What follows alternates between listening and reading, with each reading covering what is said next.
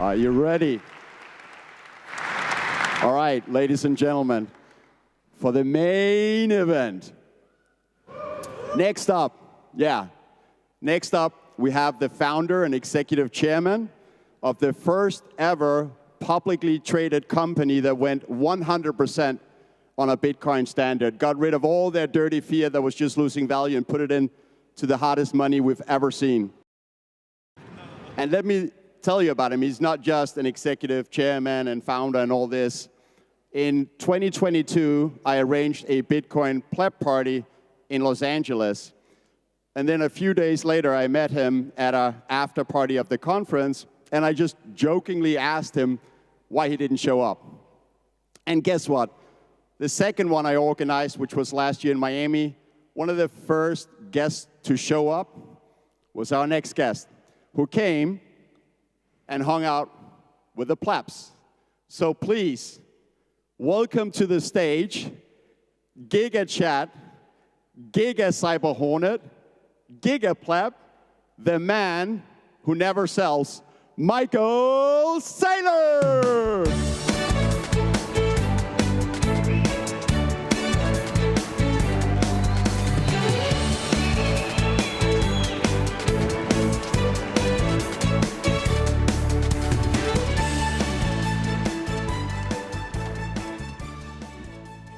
I love Prague.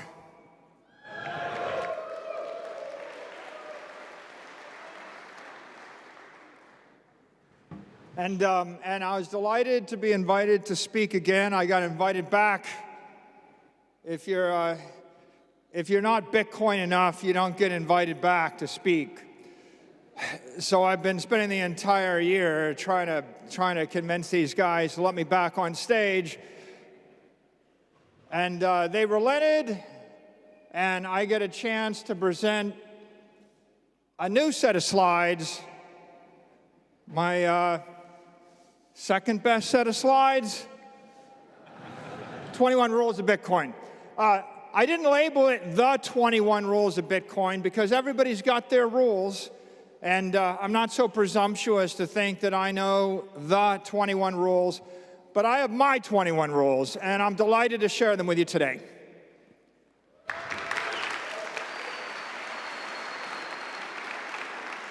I'm going to start by framing my conversation. Bitcoin's a singularity where science collides with economics, right? This is a profound thing. Just like when science collided with astronomy in the Copernican revolution, just like when science collided with medicine and we realized that diseases aren't caused by demons, Bitcoin is where science collides with economics, and it ushers in a new age of economic insight, which will profoundly change our political systems, our financial systems, the way we think about the world. And of course, we all know this. Bitcoin's the world's first perfect money. The human race has lived for thousands and thousands of years with defective money. Seashells, bales of tobacco, glass beads, copper tokens.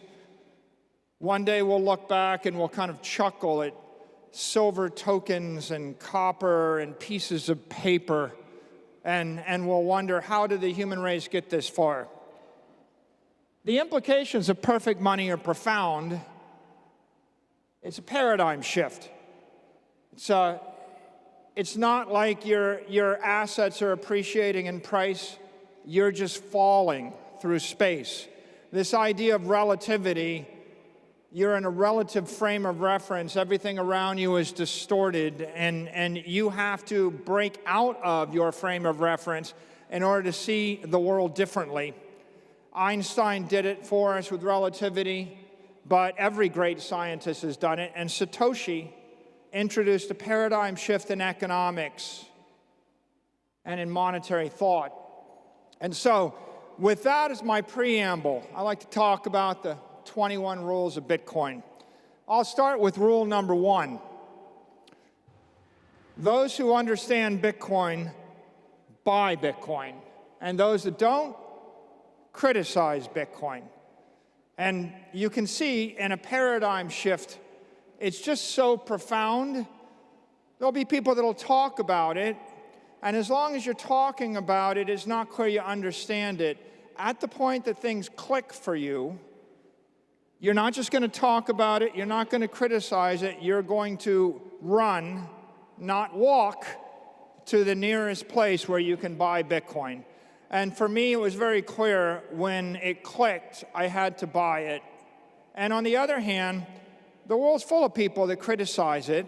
They criticize it because they have not yet grasped the paradigm shift. And if it hasn't clicked for you, you'll have 10,000 criticisms. Rule number 2, everybody is against Bitcoin before they're for it.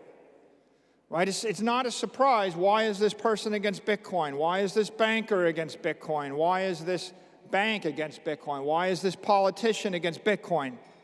They're against Bitcoin because they don't understand it. Everybody will be against it.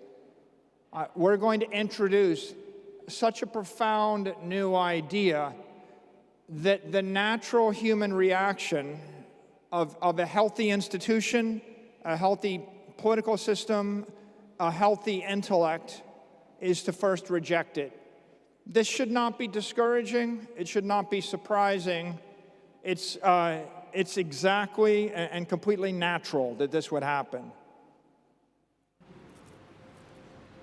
Rule number 3. How do you know you understand Bitcoin? Well, the way you know you understand Bitcoin is you realize that you're never fully going to understand Bitcoin. If you think you've understood it, if you've studied it, if you're sure you get it, that means you haven't quite grasped it yet. People that really embrace Bitcoin, understand it, they realize you'll never be done learning about Bitcoin. Never. What is Bitcoin? Bitcoin's not just the protocol, it's not just the software, it's not just the way you interact with it or everyone else that uses Bitcoin interacts with it. Bitcoin's it's a virus. It's an economic virus, it's a monetary virus, it's an ideological virus. It's going to ripple through time and space. So to understand Bitcoin, you have to understand how the existing sets of adopters will interact on the layer 2, the layer 3, the layer 4, the layer 5. You have to understand how the layer 3 applications will interact with each other via layer 2 protocols, via layer 1 protocols. You have to be thinking about what will people that haven't even discovered Bitcoin be doing with Bitcoin in 10 years, in 50 years, in 100 years. If you want to understand Bitcoin, you think about what will 10 billion people 100 years from now be doing with Bitcoin through 300 million different institutions across protocols and extensions of Bitcoin that have not yet been conceived and have not yet been invented. So when you consider how the idea will ripple through time, through space, through complexity, through the endless ways that humanity can organize itself, then you grasp the full scope of Bitcoin. How will an artificial intelligent entity created in 10 years, living in cyberspace 50 years from now, integrating with 1 million other AIs, use Bitcoin? Right? This is a profound chain reaction. It's a fire in cyberspace. It's viral through time, through space, through humanity, through all of the various vestiges of humanity. And of course, once you get that idea, you realize that you don't really know everything that's in the minds of 8 billion people or 300 million corporations or 1 billion things that are yet to come. And with that comes humility, and with that comes a thirst to keep studying Bitcoin. You'll never be done learning about Bitcoin. Rule number 4. Bitcoin's powered by chaos. When you take your money and you put it in a bank and you save it in a fiat currency, you're loaning your money to a country.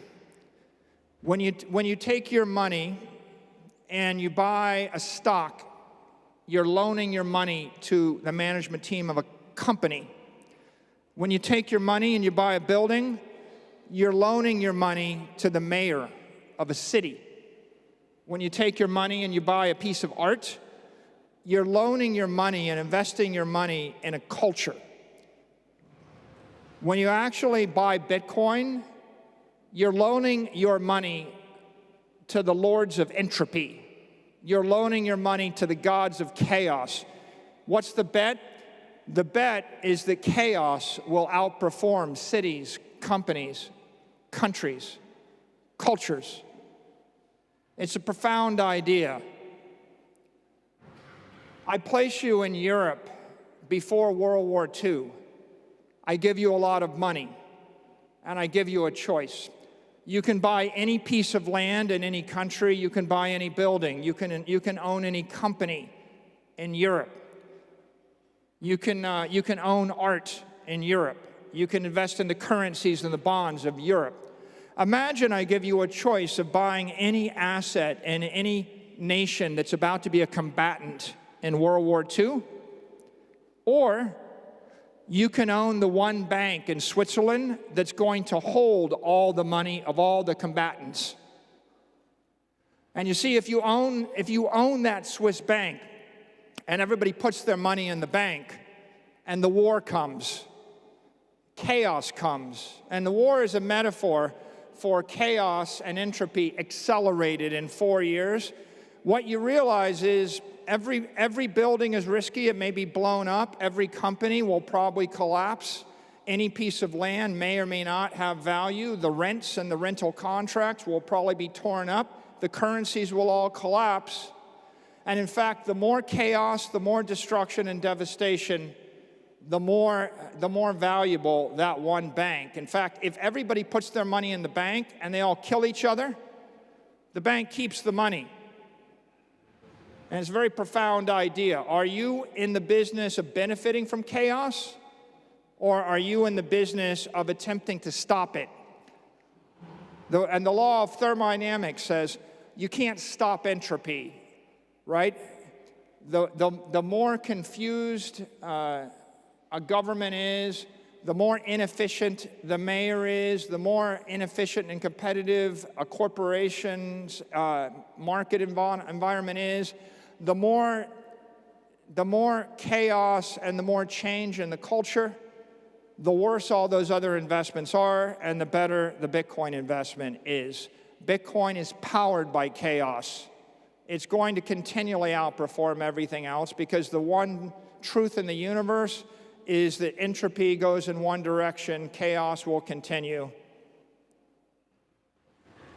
Walk into a casino, it's rigged. Every game is rigged against you, maybe with the exception of poker. And when you sit down at the poker table, if you're not the professional poker player, that game's rigged against you too. Bitcoin's the only game in the casino that we can all win. That's a very sobering idea. Yeah, maybe you can win one of the games if you rig it. Maybe you can find something in life you can win for a while. If you're the expert in this business or that region or that real estate or this art dealership or something, maybe you find a game for a while that you can win, but there is no game that everybody can win all the time, right? Bitcoin is the casino. It is the house of chaos. Anybody that wants to play in that game can keep winning. In fact, right, the most profound idea here is the only way to lose in the game of Bitcoin is you don't play the game or you quit too soon until the odds come to your favor. So walk into the casino, sit down, play the game of Bitcoin, don't quit. Everybody wins. Or walk out of the casino, play a different game. Over a long enough time horizon, you'll be a loser in every other game because you don't control the house, you don't control the odds. Even when you think you own the country, even when you think you own the company, even when you think you have monopoly on the market, the gods of entropy are going to upset your fragile equilibrium. Bitcoin will protect you, but Bitcoin won't protect you if you don't wear the armor. You have to suit up. What does that mean? You're going to walk through fire. You're going to go through a molten volcano. Don't armor up 1% of your body. Don't cover 5% of your body. Suit up. Buy the Bitcoin. Control the Bitcoin, right? Maybe this means not your keys, not your coin. Maybe this means it doesn't help to tell everybody you know about Bitcoin, but be afraid to buy it.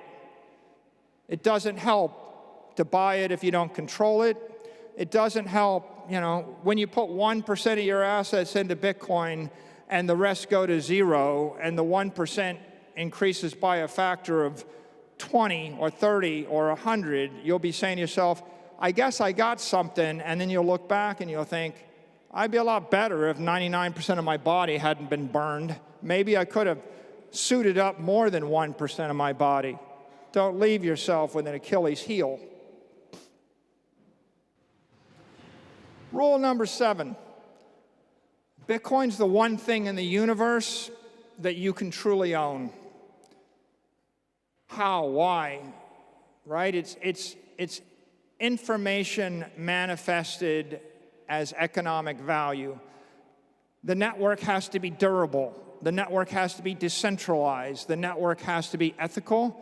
But if you find an economically sound, technically sound, ethically sound crypto network, of which we have one called Bitcoin, then the possession of the keys is ownership of the thing. Everything else you have in your life, you own at the pleasure of someone more powerful than you. Whether it's the mayor, the governor, the nation state, the corporation, it could be anything or anyone. You think you own it, you have it until it's taken away. It'll be taken away from you by expropriation, by taxation. Maybe it'll be taken away from you by regulation. And in the absence of all those things, it'll be taken away from you by the passage of time, entropy and chaos. Except this thing. This is the thing that if you own this, the passage of time only makes it more valuable. Chaos only makes it more valuable. Nobody on earth can take it away from you. It's the first thing in human history you can own. It redefines the principle of property.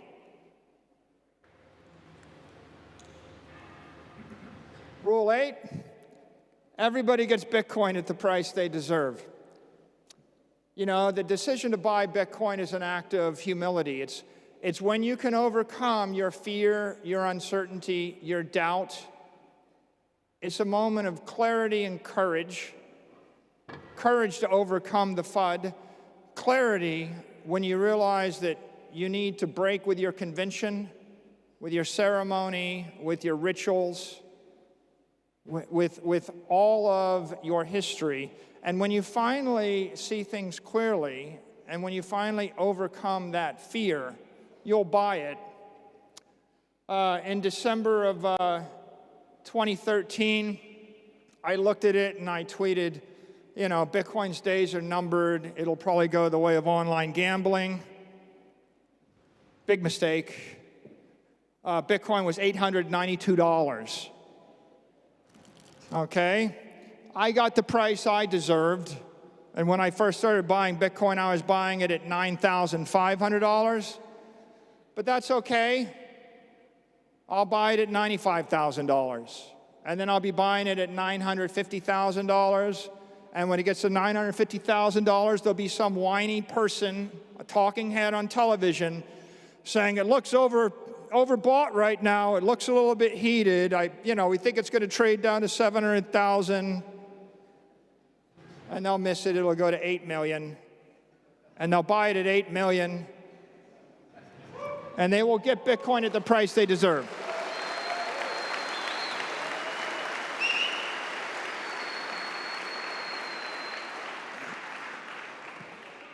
There's a classic phrase in the world, only invest the money you can afford to lose. If I ran a casino with the deck stacked against you, I would put that as a disclaimer in my ads. Come to my casino, but only gamble the money you can afford to lose. If I ran some sort of, investment company scam and I wanted to take your money and buy swampland in Florida, or I wanted to gamble on a bunch of companies I didn't understand, I say, hey, only invest the money you can afford to lose. When you actually say only invest the money you can afford to lose in my crypto token or my casino or in my investment whatever or my idea, you're making a moral equivalence to gambling with the odds against you, right? You're basically saying there's nothing better about what I'm offering than any foolish game that you're likely to lose. If I run a bar, and you ask me, well, how's your bar? I said, well, we serve really good drinks, but you should probably only come here on evenings when you don't have to work the next day. That's honest, right? You're going to get drunk in my bar. You're going to underperform the next day. I'm being honest with you. But, nobody ever said, hey, only put the kids on the school bus that you don't need me to return. Only buy a ticket on my airplane if you don't need to reach the destination. Right? The engineers of the world don't say, hey, don't drive across my bridge if you really need to reach the other side. And so what I say is only buy Bitcoin with the money you can't afford to lose. I'm not going to equivocate. You shouldn't equivocate. People that equivocate don't understand Bitcoin, and they still don't get the idea of perfect money. We didn't invest in it because we wanted to take a risk. We invested in it, out of disgust with the world that forces us to take risk with everything else, where the risks are stacked against us and undisclosed. Bitcoin's better. When you embrace Bitcoin, you realize that your entire world is defined by a bunch of synthetic metrics. The CPI might come in as this, and the PPI might be that, and the employment rate is 2% or 3%, even though half of you don't have a job, and the ones that have a job aren't making as much as they were making, and everything costs 50% more. But the GDP is this, and the nominal GDP looks like that. But of course, we use the market basket of synthetic crap you don't want to buy to calculate the nominal and the real GDP. That's the matrix. You're living in the matrix. And rule number 10 is very simple. It's tickets to escape the matrix are priced in Bitcoin.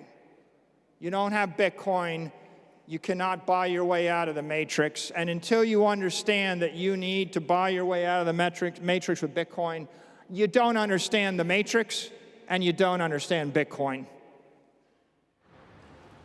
Rule number 11, Bitcoin insight, it's restricted to those with a need to know.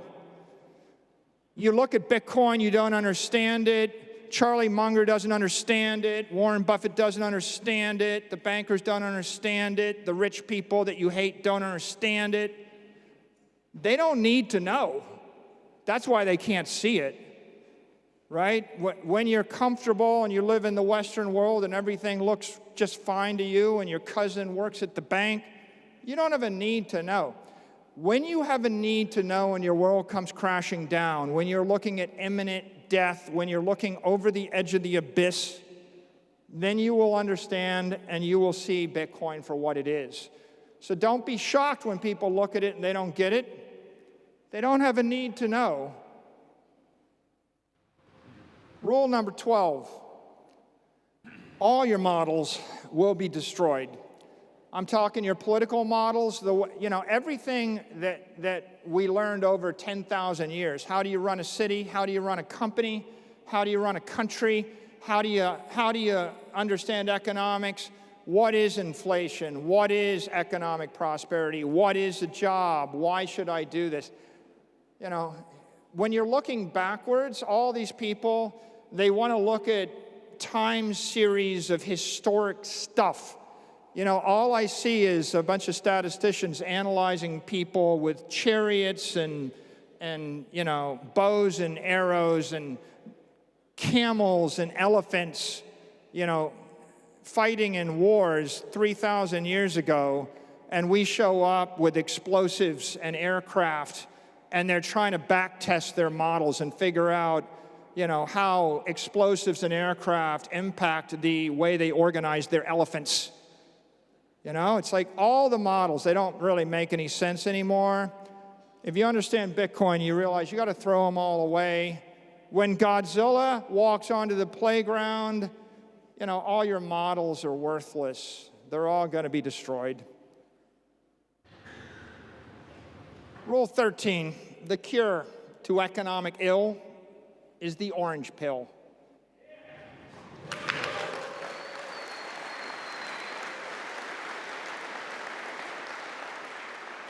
Bitcoin is perfect money. Once you understand that, you realize everything you used for money in the past is toxic. Your capital is toxic. Your currency is toxic. You know, we've been living in a world where the doctors bleed you to death.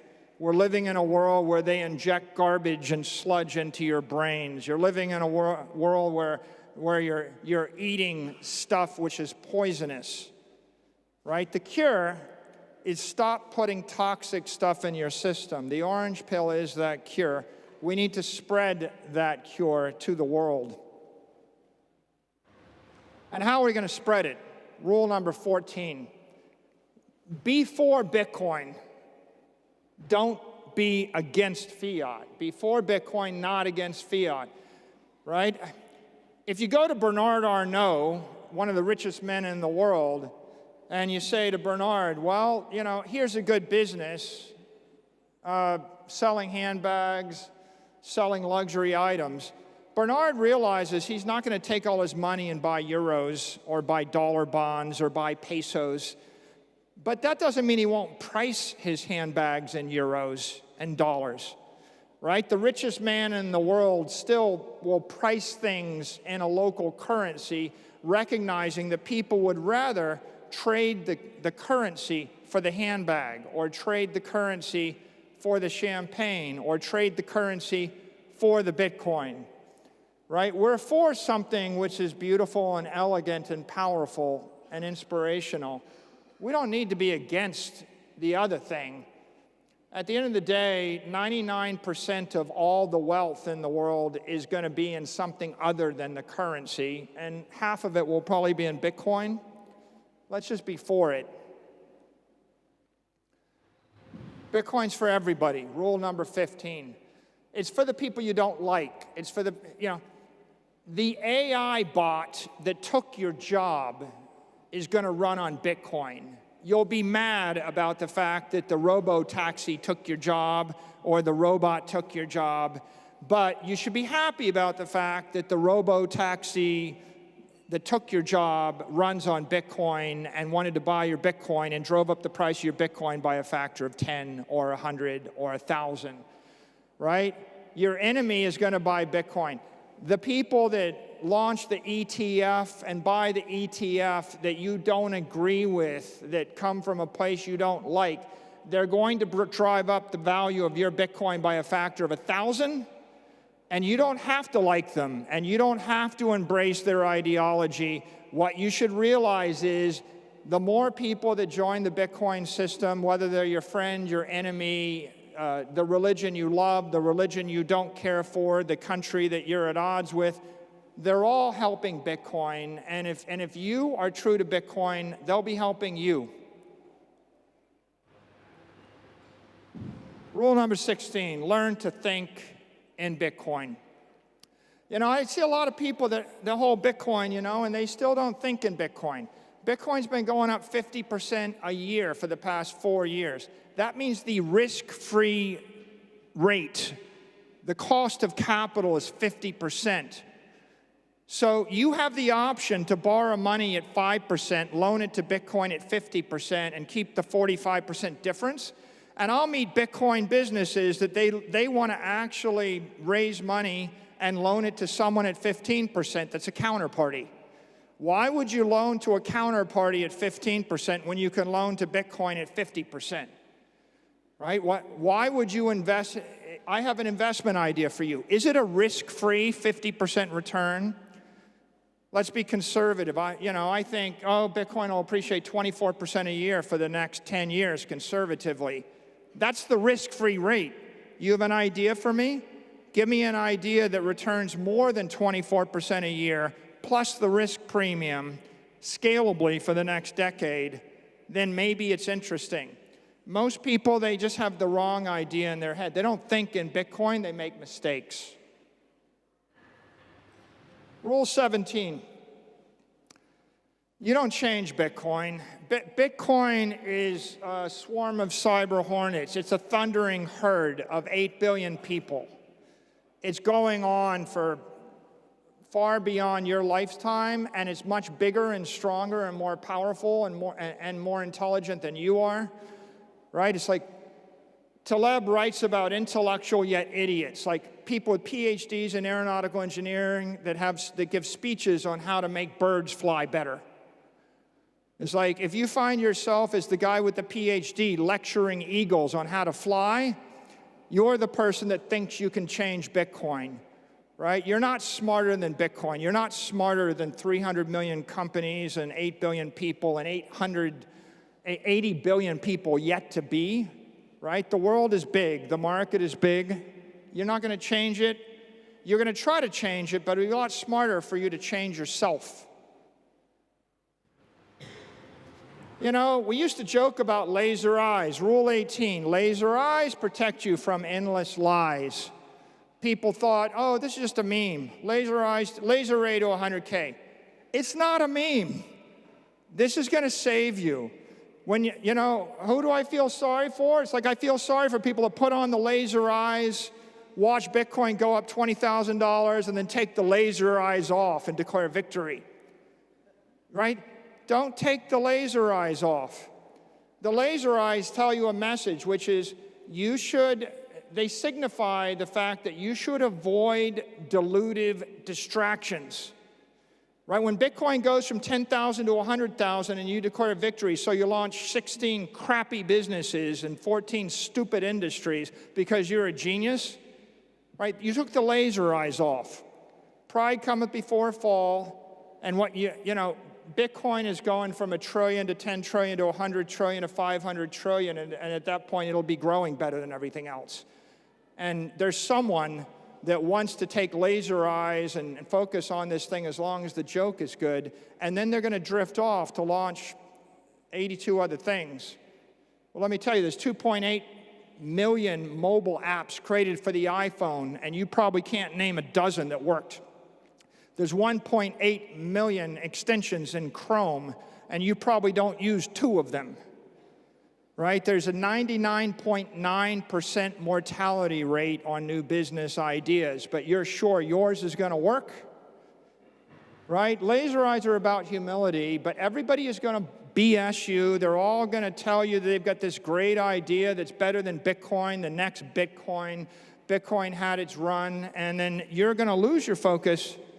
You're going to get distracted, maybe because you made a lot of money by buying Bitcoin at 100 and selling it at 5,000 because you were a genius and you got out at 5,000 and then you launched 16 other crappy, stupid businesses where you're just like everybody else, and then you'll be like, oh yeah, the mayor banned my business. Oh, the government taxed my business. Oops, it turns out that Microsoft wants to enter this business. Oops, I didn't realize that, that employee would steal whatever, the money from this business. Oops, the bank failed. And then you will rediscover everything that Satoshi knew when Satoshi invented Bitcoin. Laser eyes are here to protect you, right? Embrace them, right? Don't belittle them. And it takes me to my next point, which is, respect Bitcoin, or it'll make a clown out of you, right? I mean, I come to Bitcoin, I've spent all my time trying to learn Bitcoin. I realize I still don't learn Bitcoin. I still don't know everything there is about Bitcoin. But what I do appreciate about Bitcoin is it's bigger than all of us. It's stronger than all of us. It'll outlive all of us, right? When someone shows up and says, I just heard about Bitcoin, I'm here to fix it, right? Don't be that guy, right? Have some respect for this thing. We're almost done.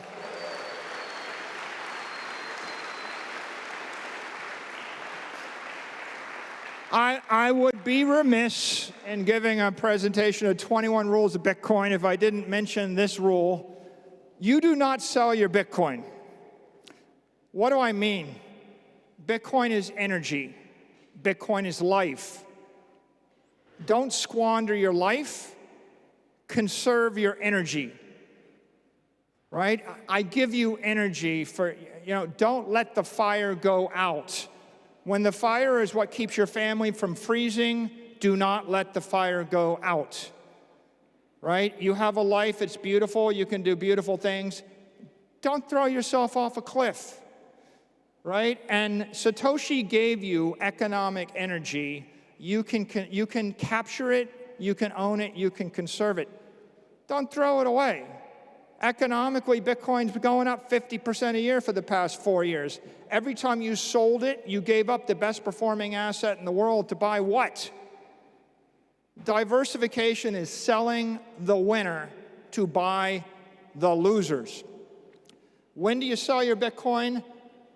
When your family's going to die, you sell your Bitcoin. When you need it to conserve your life, the lives of those you love, then yeah, you trade it, you borrow against it, but you only need one chair.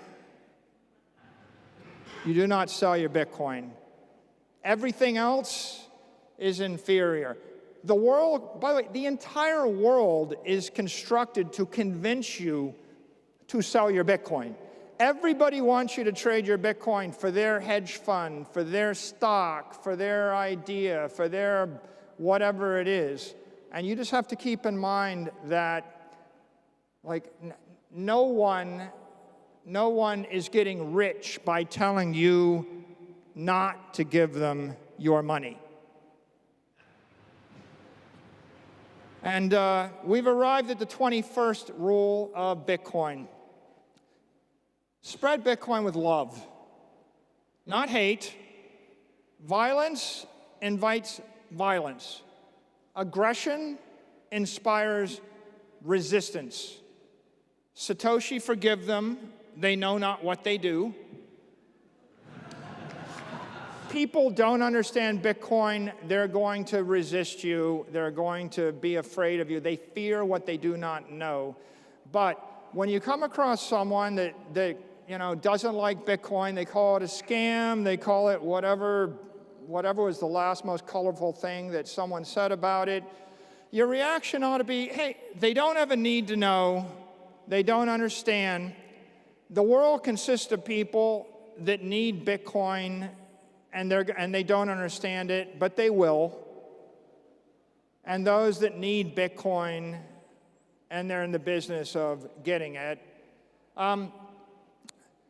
When someone doesn't understand it and they treat you poorly and they're mean to you or they're aggressive or they're violent to you, the best thing you can do is just say they don't understand it. If you understood it, you wouldn't feel that way. Because if you push back against them with hate, that just slows down their learning path. They're just going to learn slower. They're going to adopt slower. If you actually treat them with kindness, they'll remember they were mean to you and they'll feel bad about it when they discover Bitcoin, and they'll come back and they'll embrace it. You make it easier for people to embrace Bitcoin and they'll do it faster. Don't give people the excuse that Bitcoiners are mean, they hate me, they were violent to me, right? Because then the entire topic just shifts to, a struggle, over some tangential thing which was irrelevant. So go place to place, door to door, person to person, institution to institution, nation to nation. Offer them something which is going to make their life better. Offer it with love, not hate. And with that, I want to thank you all. Thanks for supporting Bitcoin. Thanks for being here today.